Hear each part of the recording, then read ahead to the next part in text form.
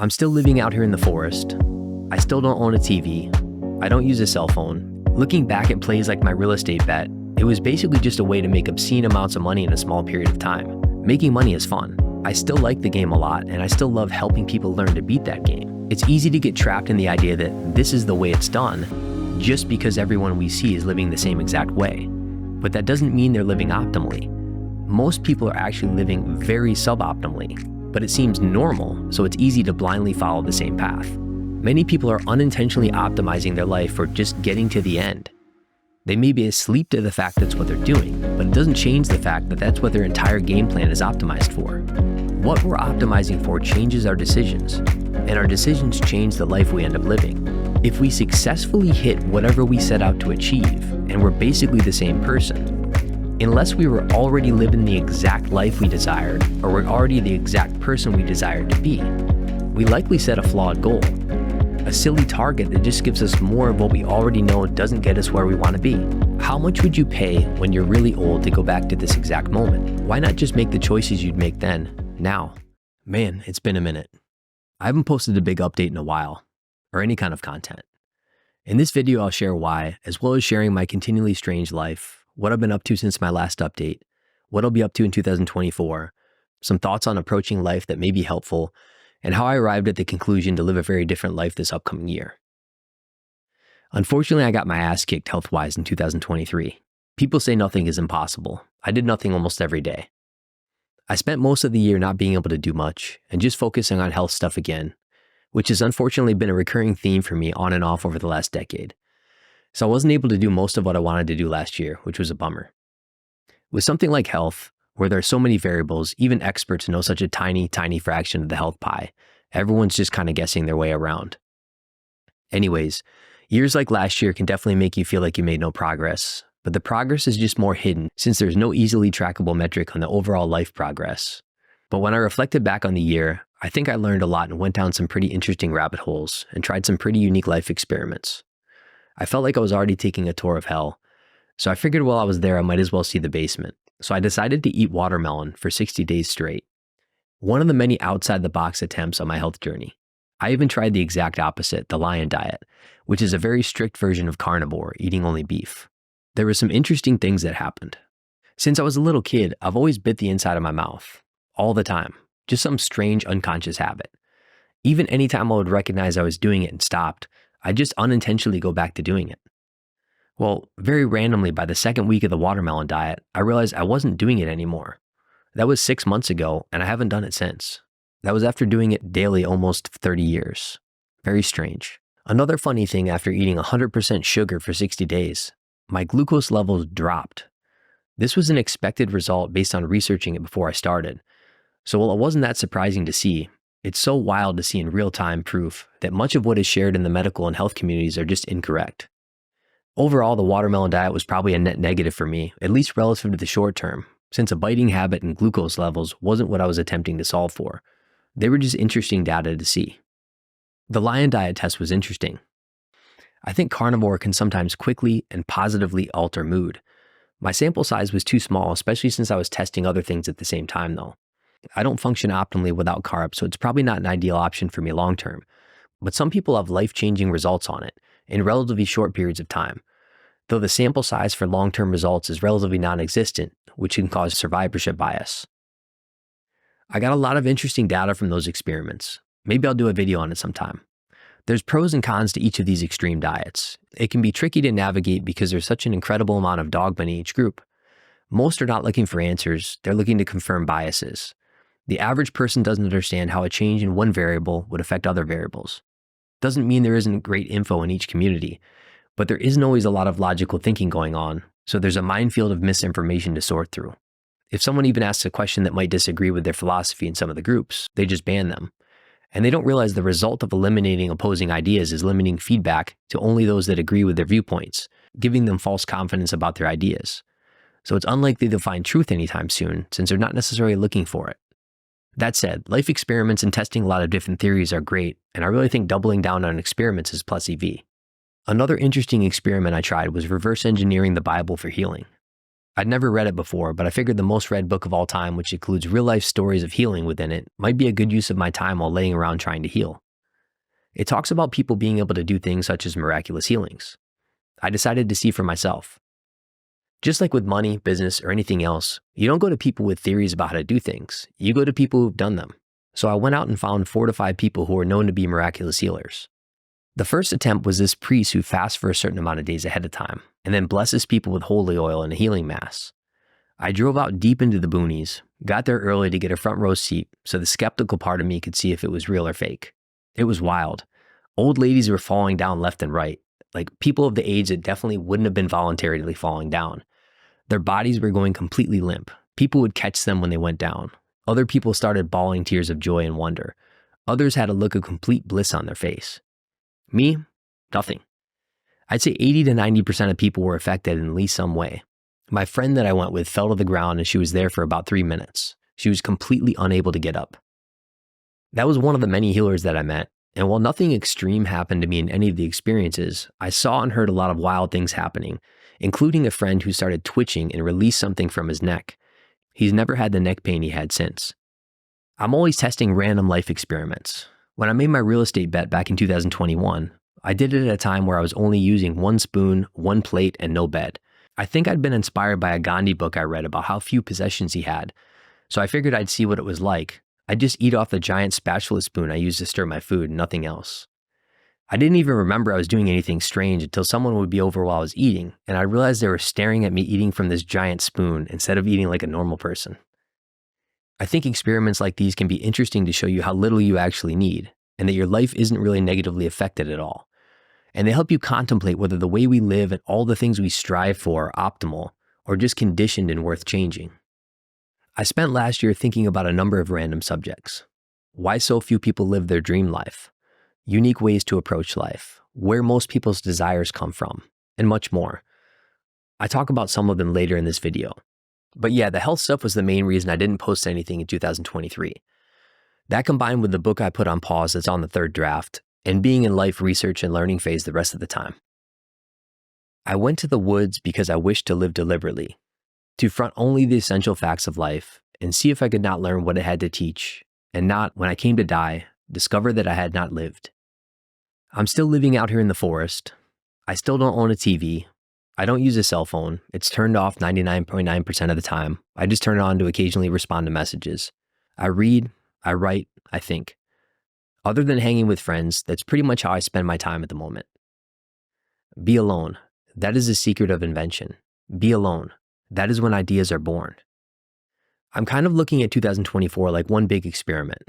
Normally I set a goal or several goals I'd like to achieve, reverse engineer the year so that the accomplishment of the goal is likely, and map out my year like that. This year I'm doing things differently, much differently. The main approach I'm using for the year is to focus on selfless service, that I'm not allowed to optimize any activity for my own gain. Gandhi is someone I've studied and thought of a lot, and his approach to living in selfless service is pretty inspiring. It doesn't mean you have to give away all your possessions and charge nothing for your services, but you can't have any attachment to your own personal results. As the Bhagavad Gita says, "Thy right is to the work only, but never to its fruits. Let not the fruit of action be thy motive, nor let thy attachment be to inaction." This is harder than it seems. In this society, we're conditioned since birth to optimize for the fruit in all of our actions. So it's essentially trying to live in the exact opposite of our conditioning. In America, for example, we basically live in selfish service. People do things because it's good for them, and if someone else benefits, they feel like a good person, but their action is motivated by what they will personally get from it. That is the driver. Selfless service is learning to stay unattached from the fruits of any action. I still create exactly what I want to create in the world. I just don't spend any time optimizing for my own results or personal gains from it. And what I truly want to create is easier to recognize with no selfish component involved. Looking back at plays like my real estate bet, it was basically just a way to make obscene amounts of money in a small period of time. Doesn't mean it wasn't fun. It was. Doesn't mean it didn't provide some value because of my participation in the bet. It did. But if we're honest, a play like this is just made so I can make a bunch of money. Nothing wrong with making a bunch of money. I just kind of want to try a completely different way of living. Making money is fun. I still like the game a lot, and I still love helping people learn to beat that game. but I already know both how to play that game and what winning that game feels like. Other games seem much more interesting at this point, and I can't know what those other games are like without playing. You can't theorize about it. You need to experience it. It's like music. Pretend you'd never heard it before. You can't read a book about or listen to someone talk about music and say, yes, I understand music, because you wouldn't. You need to actually experience the notes. Only then can we understand. Outside of selfless service, my goal is to wake up, play all day, go to bed and do it again. It doesn't mean not work. A lot of the work I do is play for me. If it doesn't feel like that, it's usually a sign that I'm working on the wrong thing. A man is a success if he gets up in the morning and goes to bed at night and in between does what he wants to do. I feel like I've done a decent job the last 7 or 8 years or so only working on things I want to work on, but you can still get caught in the traps. For example, before I put a pause on completing my book to focus on my health, I'd mapped out a comprehensive plan where it was likely that I could sell 100,000 plus books in a reasonably short time frame. Then I looked at what my days, weeks, and year would look like after the release, and it didn't look enjoyable. It felt like work, like the kind you don't wake up excited to do, not play work. So I would have been winning in a game I'm not trying to optimize for. Sure, it will cost me a lot of book sales when I eventually launch by not executing a plan like that, but the day in the life looks a lot more fun than implementing a plan where I'm optimizing for the wrong prize. This is the real secret of life, to be completely engaged with what you're doing in the here and now, and instead of calling it work, realize that this is play. I think a lot about the seasons of life. I feel like we don't often think about what we're optimizing for, and lots of times we're still optimizing for an old season that we've graduated from. It's useful to look at other approaches to life that are very different from our culture. For example, the Vedic philosophy of India has 4 principal stages of life. Up until age 20, you're a student. From 20 to 40, you make money and raise kids. From 40 to 60, you study philosophy, make pilgrimages, and do spiritual practices. After age 60, you have no responsibilities and are supported by society because it needs the wisdom you have to offer. I'm not saying that's necessarily the way we should live, just that it's interesting to see such different approaches to life from other cultures. It's easy to get trapped in the idea that this is the way it's done just because everyone we see is living the same exact way. But that doesn't mean they're living optimally. Most people are actually living very suboptimally, but it seems normal, so it's easy to blindly follow the same path. Many people are unintentionally optimizing their life for just getting to the end. They may be asleep to the fact that's what they're doing, but it doesn't change the fact that that's what their entire game plan is optimized for. I think it's an interesting question to ponder whether the decisions of your life would be different if you were optimizing for an abundant life. Not abundant in terms of money or material things, but your actual life. What we're optimizing for changes our decisions, and our decisions change the life we end up living. So I think it could be extremely beneficial to re-examine what we're actually optimizing for, as what's optimal for us has probably changed over time, even if our actions haven't. Sometimes we miss an entire season of life we could have participated in because we didn't even realize we were in it before it was gone. So I think it's good to first understand the season you're playing in, and then to make sure you're optimizing for that season.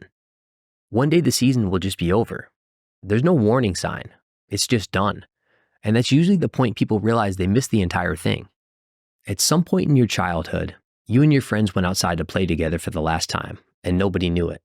How much would you pay when you're really old to go back to this exact moment? Why not just make the choices you'd make then, now? Should we really be trading all of our good hours for money now? If every old person says they'd give up an incredible amount of money to have time back, shouldn't we just be doing that now? Something to think about for sure.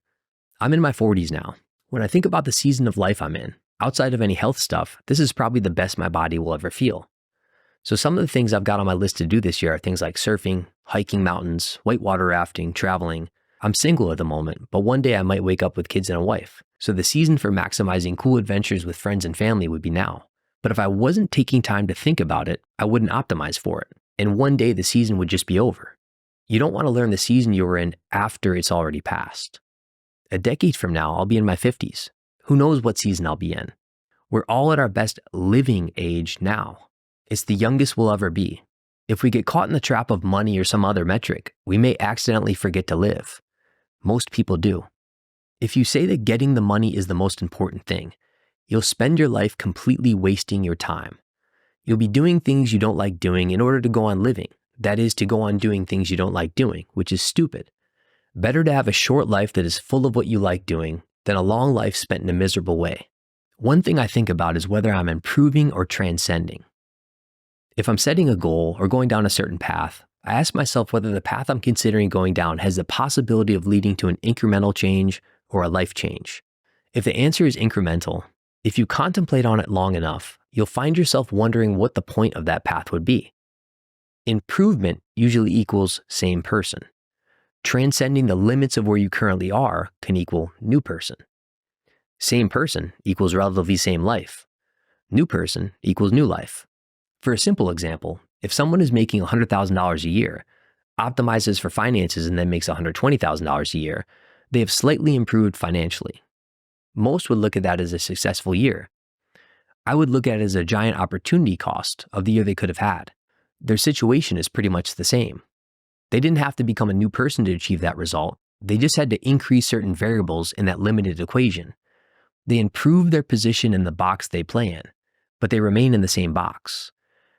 If they had attempted a goal that could have led to a life change, they could have left that old box altogether and the old life that went with it. If we successfully hit whatever we set out to achieve and we're basically the same person, unless we were already living the exact life we desired or were already the exact person we desired to be, we likely set a flawed goal, a silly target that just gives us more of what we already know doesn't get us where we want to be.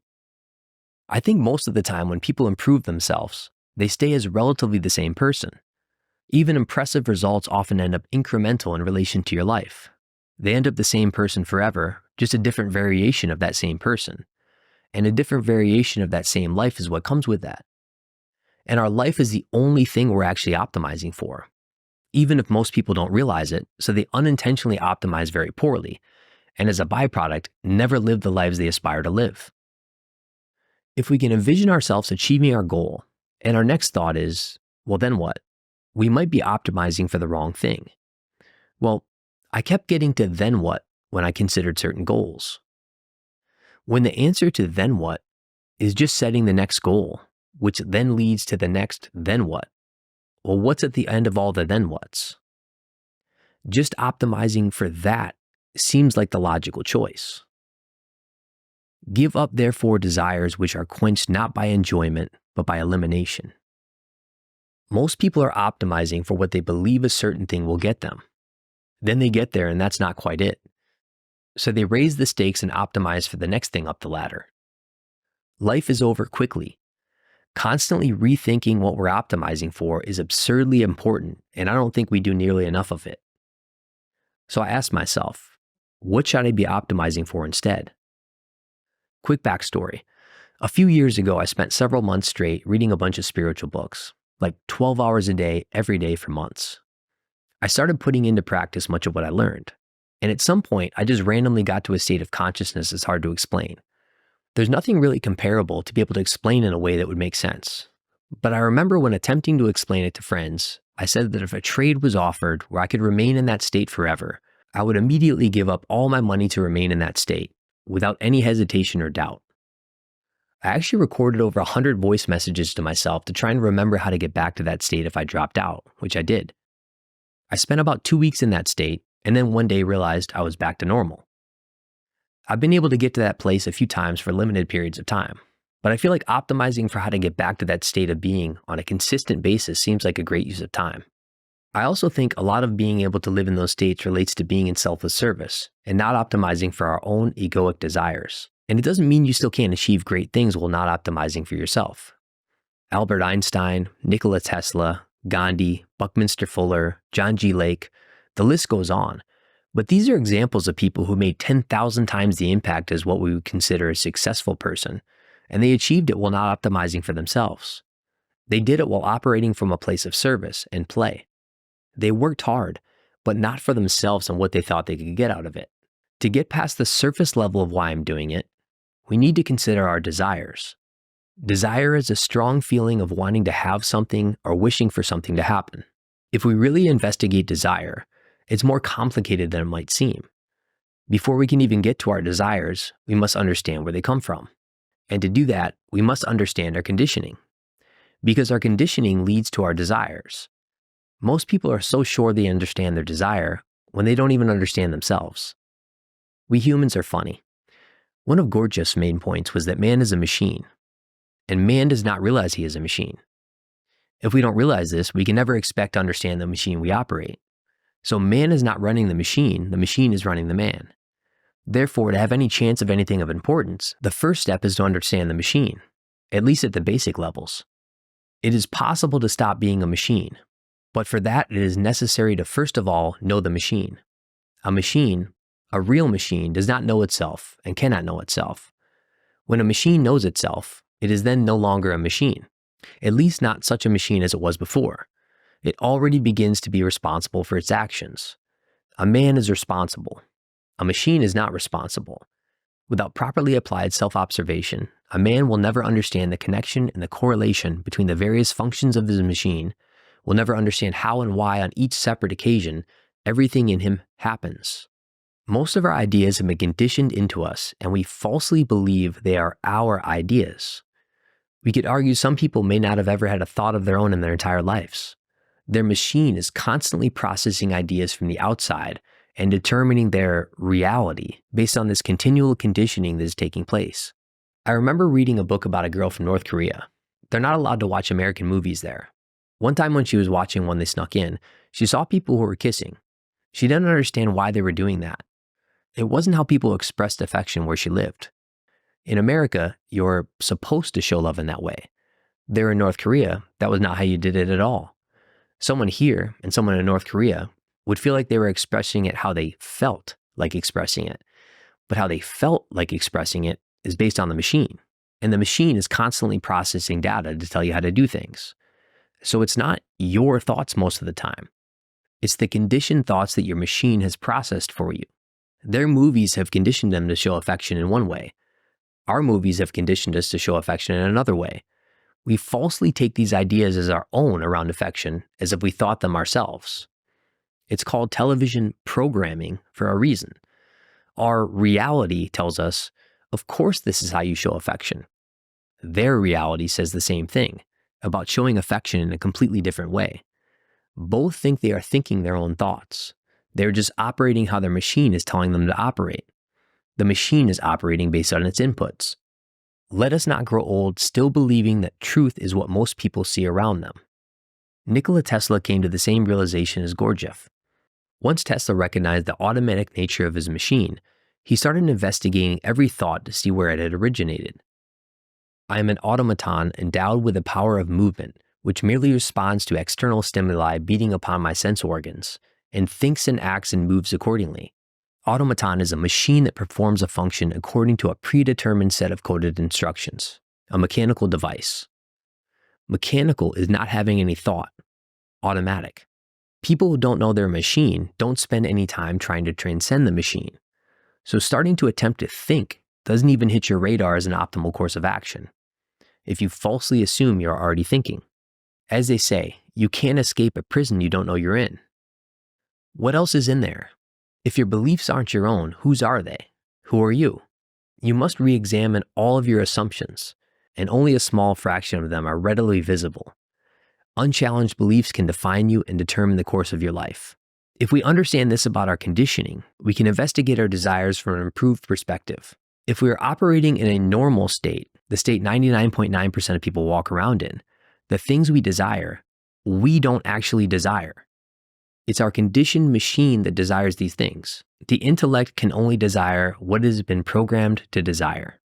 Human desire is mimetic. We imitate what other people want. Mimetic desire is responsible for the formation of our very identities. We see someone posting pictures of houses, cars, etc., and they seem happy, and others seem to look up to them, so we say, I want those things. What we are really saying is, I want that feeling that I believe they have. And what is actually happening is the person posting is posting to try and get that same feeling for themselves. It's the drug of dopamine, the feel-good hormone. Dopamine converts to neuroepinephrine, which leads to a bit of an energizing high. But there's a limit to this kind of high. It runs out, and since we are addicted to the drug, we chase more. Many people think excitement is happiness, but when you're excited, you're not peaceful. True happiness is based on peace. I think the way Gurdjieff discusses the machine of man and how desires relate to the machine is important to understand. First, automaton working by external influences. Second, desires produced by automaton. Third, thoughts proceeding from desires. And fourth, different and contradictory wills created by desires. Will is absent in ordinary mechanical man. He has desires only.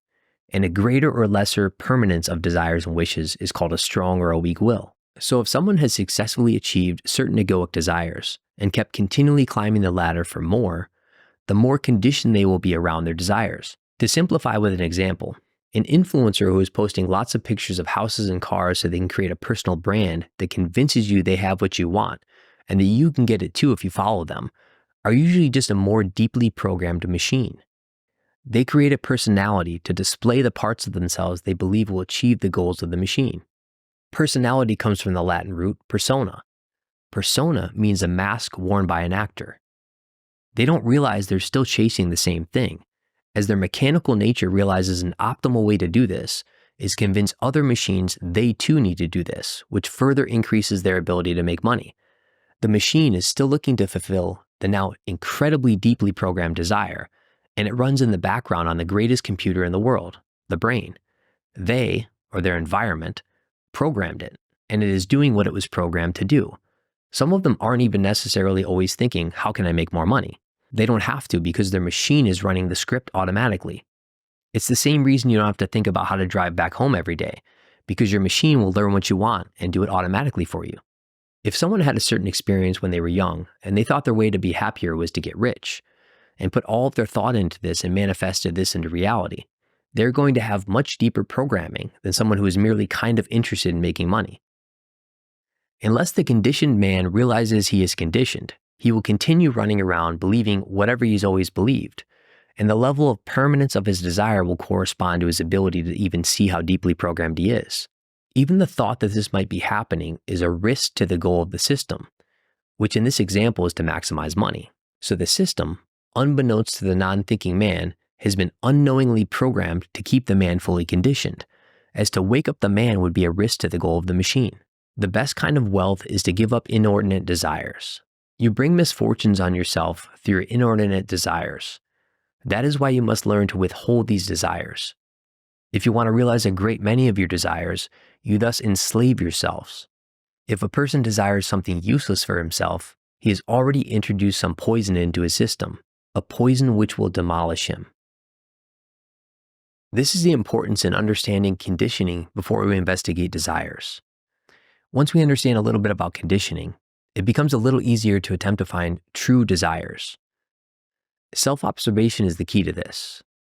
Essentially, investigating every thought until we find the root of everything, the same way Nikola Tesla did, the same way the majority of awakened mystics did, the same way I attempt to do. You can change what you desire. If you give that to your mind will desire to feed on that. Otherwise, it'll just feed on what it's been conditioned to feed on. Self-observation may seem like work, but isn't it a lot more work to live an entire life programmed by false desires? You're unintentionally sacrificing true desires in favor of conditioned desires. Your goal is to be the one who runs the machine, not be the one run by the machine. Every natural desire has to be fulfilled. They stimulate people. Natural desires are noetic. Noetic means a deep inner wisdom or direct knowing. My theory is that elimination of selfish desires will bring the more noetic desires. So in a sense, I could think about my life experiment this year like a training ground for an attempt to reach noetic desires by removal of all desires that aren't that. We must do the work and find out the motive power that prompts us, and almost without exception, in the first years we shall find that our motives are always selfish, but gradually this selfishness will melt by persistence, till at last will come the time when we should be able to do really unselfish work. We may all hope that someday or other, as we struggle through the paths of life, there will come a time when we shall be perfectly unselfish. And the moment we attain to that, all our powers will be concentrated, and the knowledge which is ours will manifest. I think most of us have the false idea that when we give up selfish pursuits, then we won't be able to achieve great things or grow. The exact opposite seems to be true. I mentioned a few examples earlier: Albert Einstein, Nikola Tesla, Gandhi, Buckminster Fuller, John G. Lake. The impact of their life skyrocketed outside of realistic possibility because of their selfless service and no thought of themselves. Once they began operating for the whole in service of others, what they were able to accomplish soared to heights that don't even seem possible to almost everyone else operating within their normal conditioned desires. Once our egoic desires are dissolved and our noetic desires rise to the surface, it seems an entirely different reality becomes possible. I say reality like that because from a logical standpoint, the previous reality seems to be the illusion created by the machine. Once you move from attempting to improve the output from the machine to actually transcending the machine altogether, you seem to open up the possibility of an entirely new equation. This new equation spits out a significantly different output than is possible when operating from the lower level equation of the machine. And when I say success, it's still a variable that must be defined or you revert to the machine's version of it. Because when I say success, everyone immediately thinks worldly success, because that's the variable our society has conditioned us to think success is, which is why they all blindly optimize for that variable. But if transcending machine level of non-thought, you could decide from a different level of mind what success is for you, which is only possible when egoic desires and conditioning aren't fully fogging the glass of the mirror you wish to see the answers in. And when the success you're optimizing for changes, you've unintentionally eliminated any chance of failure. When we throw ourselves into our work for the world, the project of self, with all its disappointments, disappears. When we lavish our love on the world, it does not matter whether we succeed or fail. It is inherently fulfilling. This was precisely Gandhi's discovery in South Africa, and the insight changed his life. Prior to this, Gandhi had been taking himself as his own project, and he had been a dramatic failure. When he took the world as a project and gave up any clinging to outcome, he saw that he could not possibly lose. See the world as yourself. Love the world as yourself. This is a simple reframe, like taking one small step to the side. You only have to love what you already love. You only have to love your little corner of the world, but you have to do it intentionally and full out. You have to get yourself out of the way. Then you can care for all things. And I think a reasonable argument from the other side would be, why don't we see more people who have these kind of results and who live like this then? I think that just comes down to being a sample size issue. There are almost no attempts. And it makes complete sense that there are almost no attempts because, one, all of our society and conditioning, the inputs, make it so that almost no one is programmed to function this way. Two, it seems impossible since we don't have exposure to many examples. Three, our society is not set up to train people how to think for themselves, so they can't easily step outside of whatever programming they currently have. Four, the people who live in a life of selfless service have released the egoic need to be known, where everyone playing the egoic game desire that people know their results, so that's what we're constantly exposed to. He works best who works without any motive, neither for money nor fame, or for anything else. And when a man can do that, he will be a Buddha, and out of him will come the power to work in such a manner as will transform the world. So if we're optimizing for a more optimal variable, the payoffs of that variable have the possibility of an asymmetric return. When we no longer pursue the more egoic reward of our own happiness, we have the opportunity to pursue something such as joy. If you look up definitions of happiness, you find mostly explanations of a temporary condition. For example, an instance or cause of good fortune, an instance, and something that relied on something else happening for you to obtain it. Instance means the single occurrence of something. Essentially, happiness is fleeting. Joy tends to hold the possibility of a more permanent stay. Joy is the condition of one's life versus happiness, which comes and goes and is mostly dependent upon varying situations or environments. Joy runs deep and overflows, while happiness hugs hello. And if you really study selfless service, it seems that joy is the very realistic outcome from that way of life. I feel like Gandhi was giving us the equation. Renounce and enjoy was his common line or mantra for living. To renounce means to declare one's abandonment of. So renouncing the fruits of your action equals you being in joy. I slept and dreamt that life was joy. I awoke and saw that life was service. I acted and behold, service was joy. And if you're reading this and thinking that I'm thinking too deeply about little words here or there, it's important to understand this seemingly inconsequential difference on a deeper level. For that, we need to understand vibration. If you want to find the secrets of the universe, think in terms of energy, frequency, and vibration. Interesting that the greatest thinkers of all time, like Einstein, Tesla, and others, came to a similar conclusion. The vibrations were where all the answers were, but almost all of today's experts spend almost zero time thinking about it. Everything in life is vibration. I'll stay away from the more esoteric ideas about vibration for now.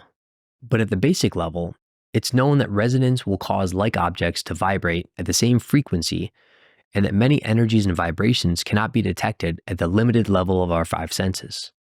The law of vibration states that everything in the universe is in a constant state of movement. Just because we don't see or hear it happening doesn't mean it's not happening all the time. If you pay attention in nature, you start to see examples of this. For example, I spend a lot of time around animals out here, and notice that the deer can sense an energy or vibration coming from the eye. If a deer senses eyes on them, they will look for the source. If they can't find the source, they'll start walking away and sometimes run away as a survival instinct from potential predators. If I look at them from inside my house and hold my eyes on them, usually within moments their heads will pop up and they will start looking around for the source. If they begin to move away and I come outside and they see it's me, if it's a group of deer that knows me, they'll come back once they see the source of the energy was not a predator. I've tested this so many times, so my sample size is big. If they can't see me, and if I take my eyes away and check a couple of minutes later, they'll still be out there eating and hanging out. But if I keep my eyes on them, without knowing the source, they will get out of there as a survival instinct. That's just one tiny example. If we're only operating in the five senses, what we can sense is our perceived reality, but it is not the reality. If our senses can't sense something, we have the broken worldview that it can't possibly be since we can't sense it. There's dozens of more extreme examples I could give that I've experienced. And each time your reality expands a little bit more because you realize what we know is such a tiny fraction of reality. If the energy from the eye is enough to make deer seek out safety, how many other things are happening energetically that we aren't aware of, that are dramatically impacting our lives, but they're outside of the perception of our limited five senses? Even with a very basic level of understanding of vibrations, we can realize that if we're vibrating at certain levels, or within a certain distance of things vibrating at certain levels, our reality will be affected, even if we are completely unaware. Not only do all the awakened yogis speak of joy, love, and/or peace when describing high states of consciousness, but a scientist named David Hawkins, who is a real analytical guy like myself, decided he wanted to be able to actually prove out these vibrational states. His scientific background, combined with spending decades on this, allowed him to create a vibrational map of consciousness. He determined that joy, love, and peace are the highest states of vibration before enlightenment. I was familiar with Hawkins' work, but didn't read it until after spending much of the last few years reading 100+ books on related subjects and countless hours in contemplation, coming to a similar theory. He took it to the next level by figuring out a way he believed you could accurately test using vibrations. He determined that human desire, 125, ranks on a similar vibration as fear, 100, nowhere near the 540 that joy vibrates at, or the 600 vibration of peace. I'm also genuinely curious to see if I significantly change the vibrational state of my body on a very consistent basis, if that would positively impact my health, which would seem logical. It would make sense that dis-ease in the body would happen at lower vibrational states. The medicine of the future will be frequency medicine. I've used vibrational testing in the past to diagnose things that medical experts failed to diagnose, and later confirmed the vibrational results through secondary testing to confirm the vibrational tests were accurate. So it's a decent theory that a body constantly vibrating at a significantly higher frequency would be less likely to have disharmonious vibrations happening within it, or at minimum affecting it. If, for example, X amount of time multiplied by Y vibrational state would equal higher state of health, then testing a theory that the subtraction of egoic desires plus an increase of selfless service would likely equal higher vibrational states seems worth the effort. Everyone is so concerned with the fact that the body keeps score that they spend all of their time just worrying about the scoreboard. We have the greatest pharmacy in the world in our mind. If you are not your own doctor, you are a fool. I'm doing this similar to how I'd optimize for a normal goal. The variables are just significantly different. Have a theory about something, test, get data from testing, adjust as needed, repeat. If new data shows the theory was wrong, I can change the approach and test an improved theory based on that data. If new data shows the theory was right, I can double down. Shoshin, beginner's mind. If you go in too confident, you end up trying to confirm a bias. And if you're trying to confirm a bias, you're not thinking. And if you're not thinking, you're unlikely to come to an optimal answer or conclusion.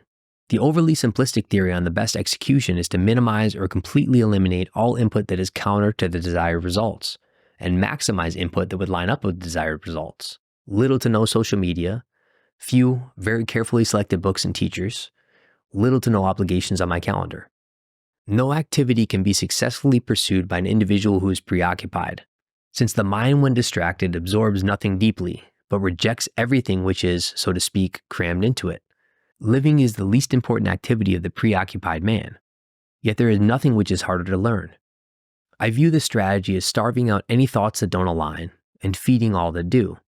It may seem nearly impossible, but that's coming from a perspective of a normal life.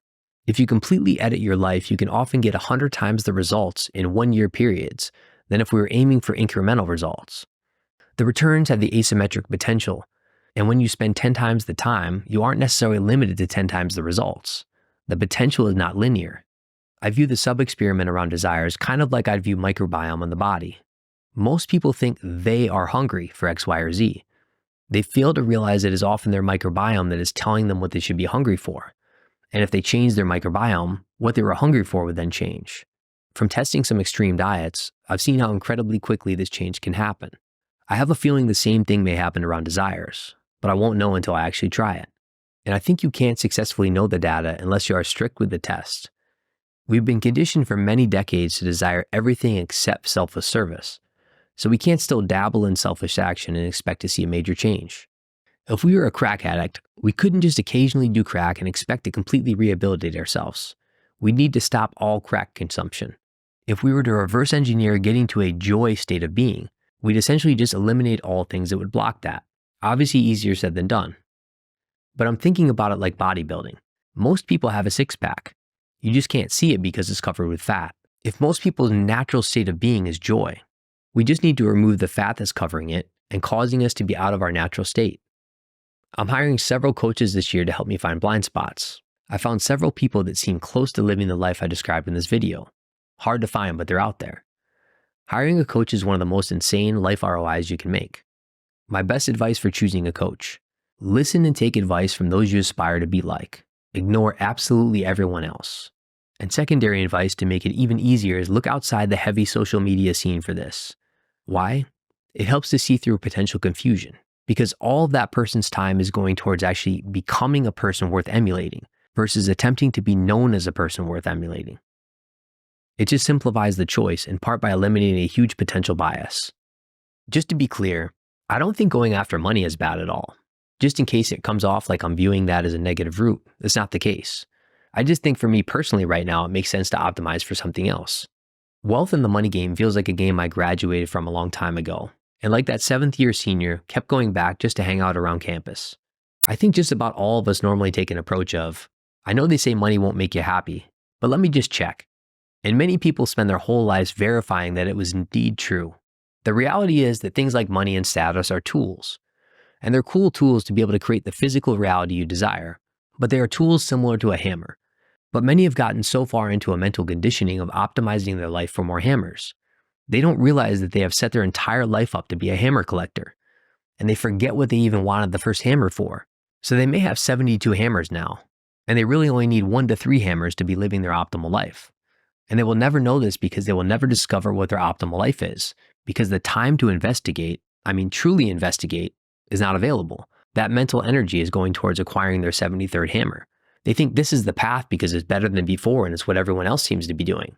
73 hammers is better than 72 hammers, so they never explore option C. Hammer collecting time and a lower level drug of dopamine doesn't let them learn there's an infinitely more powerful drug than dopamine and much longer lasting. But they don't want to risk the opportunity cost of not acquiring the 73rd hammer, despite it having almost zero additional utility. Many people spend 33% of their life sleeping, 33% of their life acquiring more hammers, and 33% of their life attempting to feel a dopamine hit from being seen as a successful hammer collector. So we just need to ask ourselves the honest question of to what level we're doing this and adjust the game we're playing accordingly so that we're aware on a deeper level what we're optimizing for, as that will lead to the life we experience and whether that's an optimal experience or not. Are we optimizing for quality of life or optimizing for the quantity of hammers? I always feel kind of weird putting these updates out, always a little fear of judgment. Also a part of me that doesn't like talking about things before I do them. But writing and talking things out helps clarify things, and I enjoy sharing them with you. So where will this year's life experiment lead? I'm not sure, and I think that's kind of the point. Testing theories to solve a game I don't know how to solve yet seems more interesting than continually playing an already solved game. It's important to remember that experiments like this are also reversible decisions. You can always revert back to pre-experiment life if the theory or experiment doesn't produce the results you expected. We're just trying things out, playing in a sense, to find out what reality we most want to play in. I don't have things all figured out, which is why I'm constantly experimenting with new things to try and live a continually better life. I try to test things that seem worth pursuing to me, even if it might seem weird or strange to others. To be yourself in a world that is constantly trying to make you something else is the greatest accomplishment. The more you try things out that you personally feel called to, outside of any egoic desires, you'll get closer and closer to the path that you're actually supposed to be on. For another music analogy, you're the only one that can hear your song. You need to practice listening to the music, but you must learn to play and listen to your own notes. So you combine practice with eliminating input that blocks you from hearing them. Then as your listening improves, it is easier to hear the correct notes.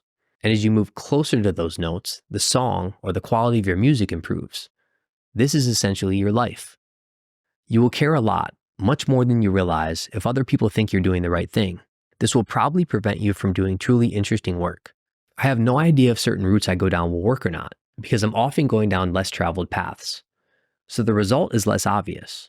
When the results are less obvious, temporary failures can be higher, but so can the potential rewards of those less traveled routes.